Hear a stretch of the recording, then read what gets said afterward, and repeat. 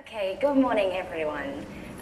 So contrary to what Michael said just then, actually there are changes, drastic changes that not many of us will want, disasters. For example, back in 2007, April, villagers on the Solomon Islands woke up to find the villages destroyed by the 8.1 scale earthquake and tsunami. So over 6,000 sleeping shelters, schools, and clinics were damaged, affecting the lives of 36,000 people. So number two, teaching the change. Emergency Architects Australia has been arranged a series of workshops to train the local people how to rebuild themselves. This program trained over 300 carpenters all around, which they then went on and lead the reconstruction for their own communities. The emphasis is to empower the local people to make change to happen for themselves rather than rely on foreign aid. Thirdly, teaching the change, also known as exponentially spreading the change.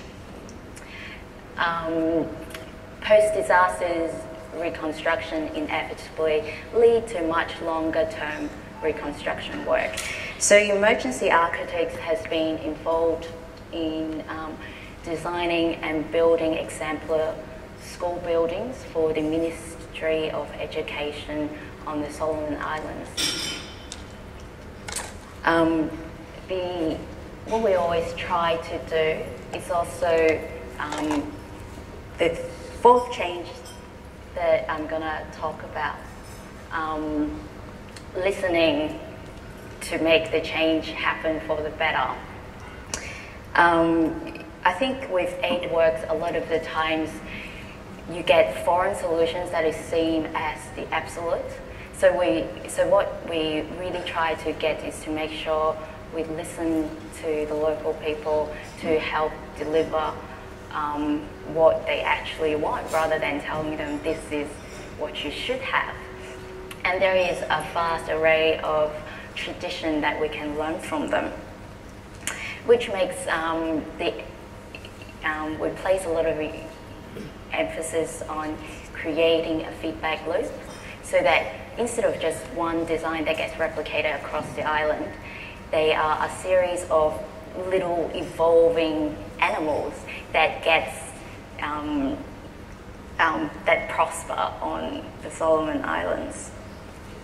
Now that takes us to the fourth change, iterative change, a series of research that I've started on looking at using the high-end technology in the most remote and underdeveloped context.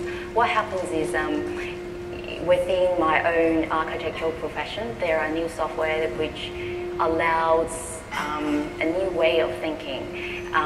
Instead of thinking of a solution that we think will work and draw it up, we are in the age of scripting or programming buildings. So we tell the computer, this is what we want, this is what the people want, and let the computer to spin out an optimized solution for us. Unfortunately, at the moment, this type of high-end software is only used for really expensive, glamorous buildings, and it's really overlooked how that can help these thousands of humble work to make the most effect out of it. And I think it's a little bit like putting all the medical advancement into perfecting a boob job. It attracts a lot of eyeballs, but it does very little to improve our physical condition. And so as a way forward, we still have 800 schools across the island, which means thousands of buildings to be built. And indeed, we are facing a very long process of reconstruction. And as a with the last slide, I'll leave you with some happy customers that we listened to. And I hope my talk shows how drastic changes at the beginning is actually an opportunity for ongoing improvements. Thank you.